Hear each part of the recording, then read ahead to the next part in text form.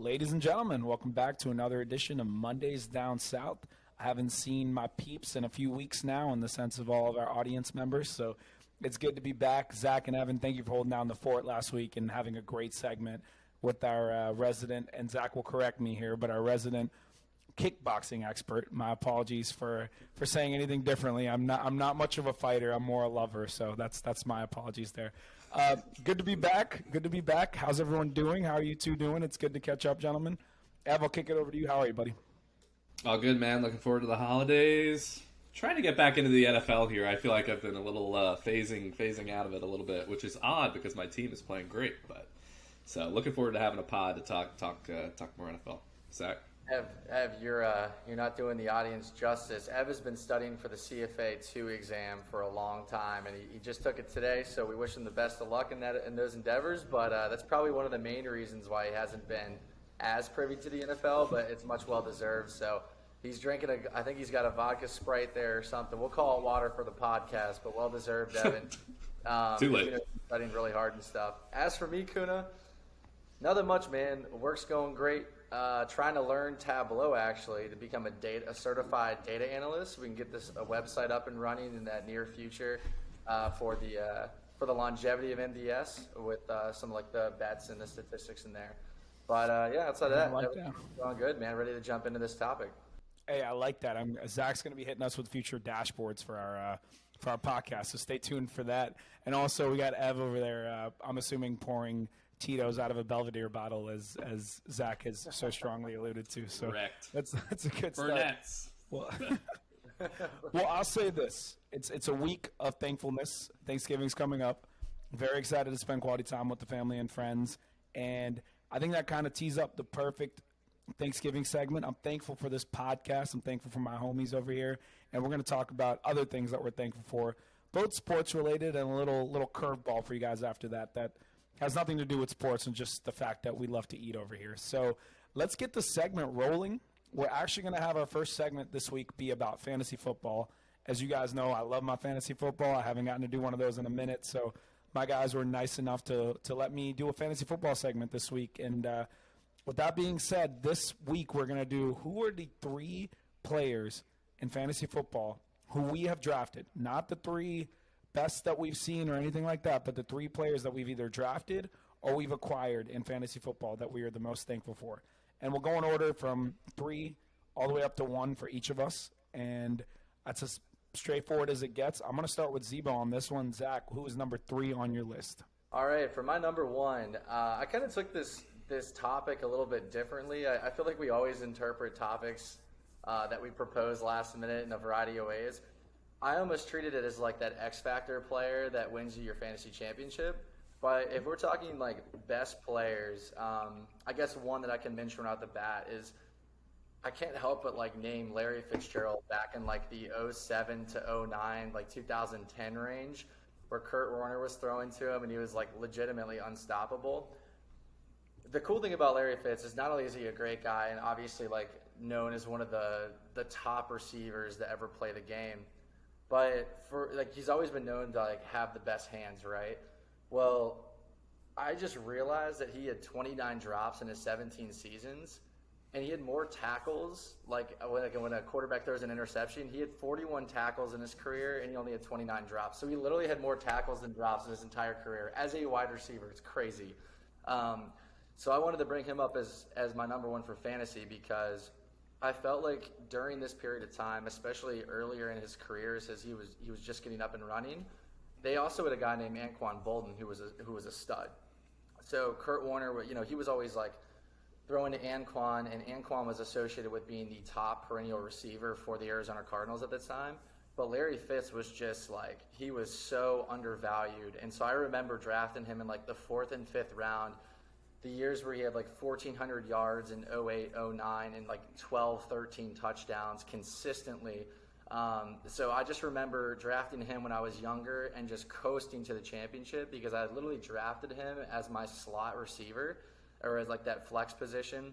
So, for so many reasons, like I love just like having that guy on my roster because he's such a feel-good player.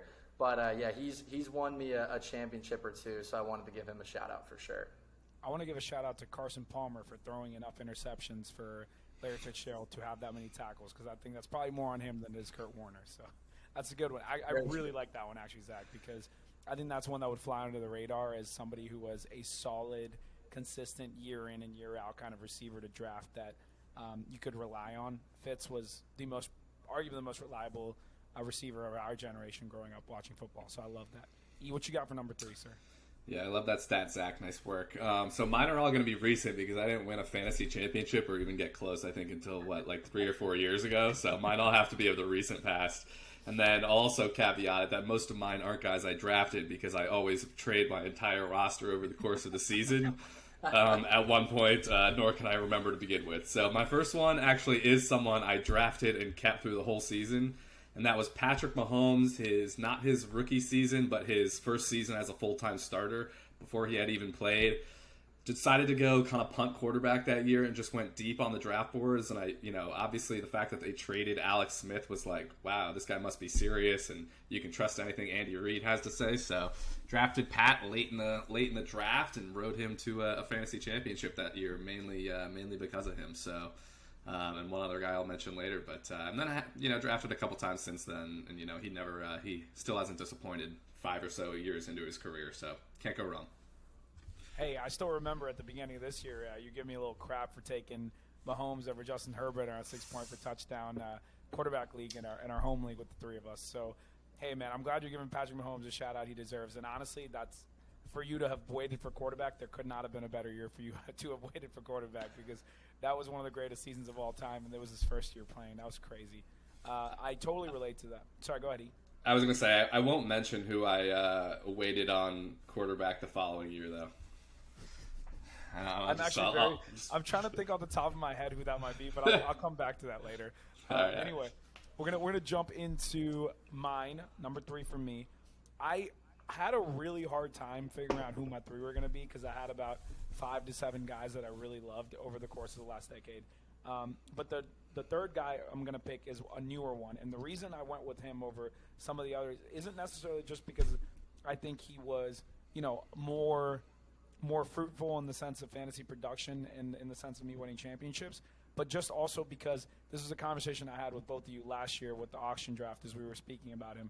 And Cooper Kupp with Matt Stafford last year, 2021. You both know I was huge on him. I think he was kind of polarizing. I think half people were like, why are people excited about him? Because, he hadn't been good until a few years prior. And the other half were like, oh, he's going to be great with Matt Stafford because they have breakfast together every day. And last year, I kid you guys not, I think I drafted Cooper Kupp in every league that I could get him. I was in 9 leagues. I made the championship in 6 of them, and I'm pretty sure in 5 out of 6 I had Cooper Kupp. So he was for a guy that you would get in the 5th to 7th round last year, he was an absolute steal and had one of the greatest wide receiver seasons ever. It was about over 1,900 yards, close to 20 touchdowns, led the league, I think, in receptions. I mean, the guy just absolutely went berserk. So Cooper Kupp is definitely number 3 for me as somebody who has probably won me 3 to 5 championships just last year alone. So got to give him a shout out for sure. I'll kick it over to Zach for 2. I love that, Si. I love that. I mean, it's pretty remarkable when you drafted Cooper Kupp. You said in 5 of 6 of your leagues or something, or however many fantasy leagues you were in that year, because he was going in the 4th round. And I actually remember picking DJ Moore over Cooper Kupp that year just because Robert Woods was still there. And I don't think he had sustained that crazy injury. I think it was an Achilles injury or something like that. So I was just a little worrisome of that because I thought there were too many mouths to feed in Los Angeles at that point in time. OBJ obviously going over there. So hats off to you for drafting him, man. I'm surprised you pulled the trigger on him in so many of your leagues because, if he goes down, there goes 5 of your seasons right there. So all power to you. All right, so for my next one here, this is tough. There's so many players. I'm going to go Mark Andrews. Tight end for the Baltimore Ravens. And the reason I think he is a guy that would actually take you to a championship is because of value. And what I mean by that is if you look at your top tight ends the last 3-4 years, right, they've been Travis Kelce, they've been Darren Waller based on his one fantastic year. They've been George Kittle and, and company, right? Kyle Pitts is now in the equation just from like a pure athleticism standpoint. And Mark Andrews, for some reason, always falls 4, 5, sometimes even 6 when you start talking about like the TJ Hawkinsons. And I've never quite understood it because every year, outside of the 1 year where he, I know he's battling a couple injuries this year, but for the most part, he's very healthy. He's 6'5", 255 pounds or whatever. The dude is a magnet. He doesn't drop any balls. He's been statistically the leading receiver on the Baltimore Ravens. And the reason why I think he can win you your championship and why I am thankful for Mark Andrews is simply because you can pick another wide receiver, another running back in that 4th or 5th round before you get him in the 6th or the 7th. And I'm not really sure why his stock has not increased. Like Travis Kelce right now is like a late 2nd round pick, right? I mean, you'll find a variety of those tight ends that are right in there in that level. But for some reason, you can wait, stack up on the rest of your roster, and then get Mark Andrews in like the 6th round. You'll be totally good. This is a guy who's put up 1,000 yards once or twice, multiple double-digit touchdown performances year over year. He's a stud, and he's a reason why Lamar Jackson is as good as he is as well. I mean, Lamar, in order for him to have sustained success and for him to get that long-term, high guaranteed money deal that he's hoping for, that I hope he receives, he's throwing to Mark Andrews because he's right down the middle of the field. So that's my guy. Love it. If no comments on that one, I'll jump over to my number 2. This is another recent one. This is from last year. Jonathan Taylor coming off a somewhat quiet rookie season, and then the first 4 games or so of last year where the Colts just kind of refused to run the ball for some reason. I was able to trade for him in multiple leagues, one of which would go on to win the championship, just league-winning trades across the board. And made all 4 for 4 in championships last year, and ended up winning one of them thanks to Jonathan Taylor. People were kind of, done with him after that early stretch where he wasn't getting the ball that much. And, right before that, I think it was a Miami game where he just popped off for a couple touchdowns, and then from there turned into, obviously the best player in fantasy the rest of the way, and won one this year. So got him a couple leagues this year, and he started to turn it back around here in the late going now. But last year getting Taylor in multiple leagues after people sold low on him, just a touch of brilliance, and made a big difference. And man, I love the shout out to my Colt. And yeah, this new Jeff Saturday interim head coach era has certainly revamped his running game a little bit. They're definitely, the offensive line's definitely opening up a few more holes for Jonathan Taylor to run through. So I'm excited to see what he does the rest of the season. And I'm just happy you brought him up because I only drafted him 1 league last year, mainly because of where my picks fell, and I didn't have a chance to get him in a lot. So, I guess one of my biggest regrets last year was not taking Taylor, but fortunately Cooper Kupp kind of held the fort down there. So I'm glad you mentioned that. Number 2 for me, this was a really hard one because I had a toss-up between both of these 2 guys, and I didn't want to include both of them in my list. But for me, it was the year Calvin Johnson caught over 2,000 yards receiving was an insane year because I remember I got him with like the 7th or 8th pick back then. And what's special about that is back then it was unheard of for somebody to take a wide receiver top 5. So even when somebody like Calvin Johnson, who was a perennial over 1,000 yards, double-digit touchdowns, best receiver in the league, he would always go like 5 or later, which was such a value because back then the assumption was you should go running back early, and you should only go running back early. That's what everyone preached for fantasy football. So Calvin was always such a steal to be able to get in that second half of the first round because it was basically guaranteed that he would not only pay off at that position, but usually outperform it. So I got to give him a huge shout out. And I'm going to end up taking him over the year AP came back from his torn ACL and rushed for 2,000 yards because he won me like 2 championships that year because I think I was able to get him late 2nd round those years because people weren't sure if he was going to perform. So I was torn between those 2 because it was around the same time frame. But I'm going to go Calvin Johnson just because I think year after year he was just like such an incredible receiver and the number 1 receiver in fantasy for year in and year out for the better part of a decade there. So I'll give Calvin Johnson the nod. Dude, that Calvin Johnson, Matt Stafford team was insane in Detroit despite the fact that they never went to the playoffs. I don't think they ever once went to the playoffs, did they? Nope. Yeah, it's rough. AP is a good one. That should have been one of mine. I bought his jersey at one point as a kid because I loved having him in fantasy so much. You know, you fall in love with a guy because he delivers for your fantasy team, and you buy the jersey. But go ahead, Zach. All right. Oh shoot, I'll stay in the running back department too. I'm gonna go Le'Veon Bell. And Le'Veon Bell, when he was in his prime in Pittsburgh, he was one of my favorite players because I don't believe he was ever like a first overall guy. Like I know Adrian Peterson was in his prime in Minnesota. He was like the undisputed number 1 overall pick. But with Le'Veon, I think either the running back class had caught up and there was like a variety of options you could select. I just never remember him being like the undisputed number 1 overall pick. But for like 3 straight years in Pittsburgh, he was that guy because he was in his prime. He was like freakishly athletic. At Michigan State, he was way larger than he was in the NFL.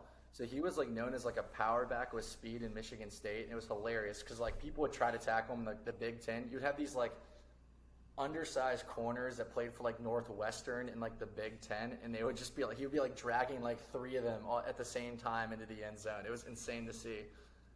Gets to the NFL, decides he wants to cut weight, becomes a completely different styled running back in that versatile multi-tiered offense in Pittsburgh with Juju Smith-Schuster on one side of the field and Antonio Brown in his prime on the other, with Big Ben, who was still throwing dimes at this point. Le'Veon Bell's running style for me is what made me such a fan of him, where he was much more of a patient running back at that period of time. He would almost wait and let the blocks develop in front of him before committing to a play. Like, he ran much differently than Adrian Peterson or Arian Foster back in the day as a Houston Texans, who could have also been another option right here, right, for this topic of discussion. But those guys were one-cut backs that would explode past the line of scrimmage north and south. Le'Veon was way more patient, would let for that guard to pull, and then he would just do crazy things with the football. He was just like the perfect combination of size, strength, and versatility. So, you know, for him, he won me a couple of championships back towards like that 2013 to 2016 range for the Pittsburgh Steelers. And, yeah, definitely grateful for that player during those couple of years. So that's mine. I'll kick it over to E. Zach, I'm real quick, Evan. I'm absolutely kicking myself for not thinking of that. That was an amazing selection. I remember I got him, I think it was his rookie year or the year that he popped off. I think it was his rookie year where he popped off for the Steelers that first season and had almost like the 2,000 all-purpose yards, double-digit touchdowns. And I remember I got him in like the 4th round, like 3rd or 4th round, because people were worried about, I don't know if it was a suspension or him starting the season injured, but I think he missed 2 games and then just straight took over the league after. That was a genius selection and something that I regret not thinking of. That was a really good one. Made me think of like Todd Gurley as well, right? Like Todd Gurley was a perfect example of somebody that straight up probably won you a league the year that he went for the 2000s. So that was a really good call. Actually, you know, I'll pose a question while we're talking about it. Mm-hmm. When was there a running back that was known for being a receiving back but also being that lethal as a ground rusher? Like, I feel like Le'Veon was the first guy to be well respected in both degrees. Like, was there a running back that was known to do that beforehand? That's an interesting one. I feel like you could argue that Le'Veon was one of the best just pure straight up runners in the league, but then he also was a terrific receiving back. So it's hard to think about who was better at that than him prior to him doing it in that way, because I think prior to that the best running backs in the league were usually pure rushers. But I am sure there was, like, I think of, like, obviously he wasn't as good as Le'Veon Bell, but Matt Forte back in the day was an absolute stud at both receiving and running the football. So I think he's one of those like early generation guys that kind of set the template for running backs being like solid receivers out of the backfield. But then obviously people like Bell and people like Gurley and of course the modern day McCaffreys and Taylors do it a lot better now, right? So I think it's evolved over the years, but that's a good point. Love it. My number one is I think well known to this group, specifically Zach, but Derrick Henry. This is an acquisition, but so I'm going into the playoffs. I got my Patrick Mahomes team, but I'm just beat up at running back. I got no options. I'm scrolling through waivers. This is when Derrick Henry was chugging out like 2.5 yards a carry, getting like 15 carries a game. Super talented coming in the NFL, but just wasn't used well in the sense of like giving him 25 carries a game and really getting him into a flow. So I'm like, all right, he's playing Thursday night against the Jaguars. Like, maybe he gets a touchdown. Maybe he gets me like 8 points, and I can find a way to upset my guy Zach here, who I think was like the 1 seed or a high seed, maybe a 3 seed.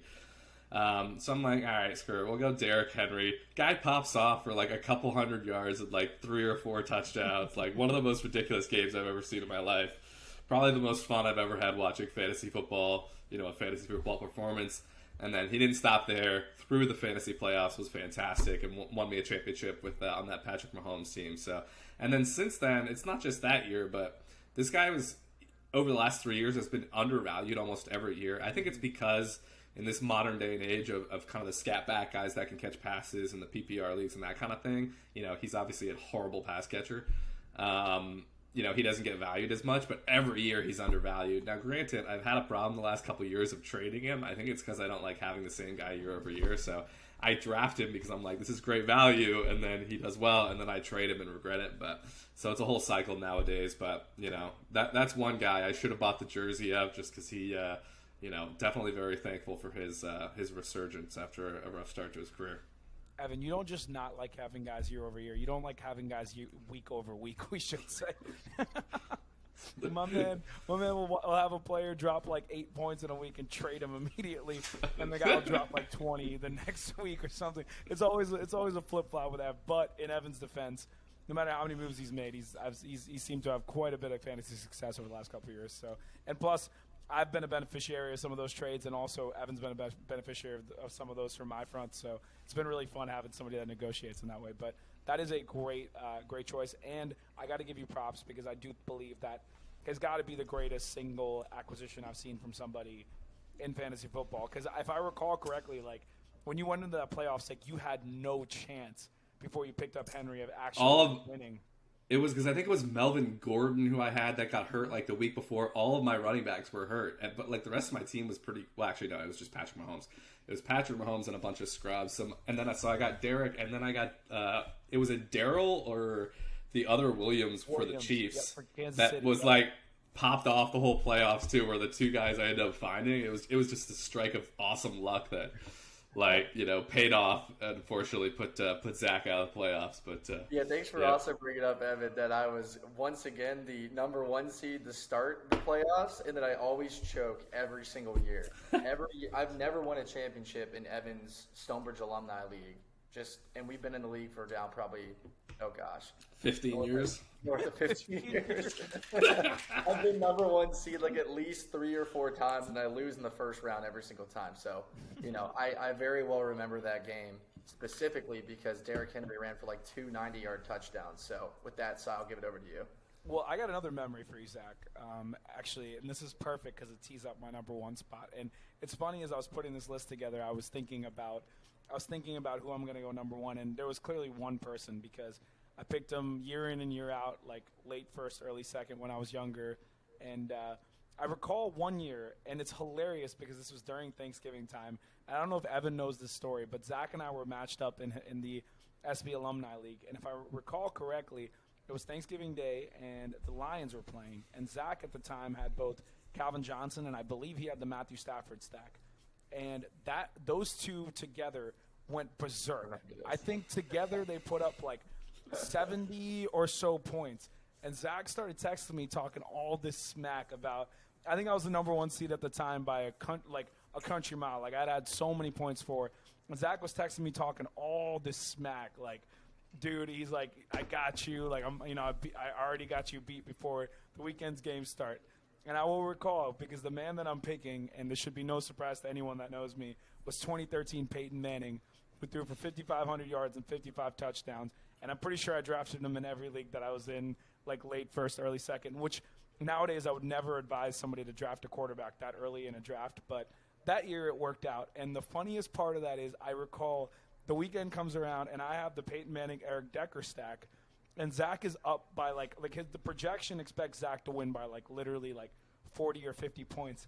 And I think Peyton threw 3 touchdown passes to Decker that day, and then threw 2 more to Thomas. And the guy threw for 400 yards. And all I remember is I just kept texting Zach with a winky face and saying nothing else. And he got so mad. He was like texting me back. He's like, I swear if you send me one more winky face or whatever. And it was so funny. And it was so perfect because we're doing Thanksgiving Day special this week. So it just seemed like the perfect it seemed like the perfect mention for a player. So Peyton that year literally has been my fantasy GOAT because I took him in every league. And basically, like, if you had Peyton on your team that year, you had to be, like, legitimately terrible to not – like, the rest of your team had to have been, like, all bench players for you not to be one of the best teams in the league because he just every week guaranteed you, like, 30 to 40 points at the quarterback position. You can tell that this matchup was heated, man, back and forth with the trash talk because I'm pretty sure this is back in the pre-iPhone days where I was using a flip phone. So to talk some smack, you have to hit, if I'm like starting the word with C or whatever, I got to tap that 3 times on the number 1 key code just to start pressing that and getting that out the door. So that's when it's a high contested matchup there, Kuna. It was a great season, and obviously you guys know Peyton's my favorite player. He's my GOAT, and my first dog will be named after Peyton Manning. So mentioning him as my number 1 fantasy Peyton Manning season will be. I haven't told you guys this. First reveal here on the fantasy football segment on Seams Media. Quote me now. When I get a dog in the future, the dog's name will be Peyton. Remember that for anyone that's listening to this segment. All right. Here for it. We got 8 views on our last podcast. All right.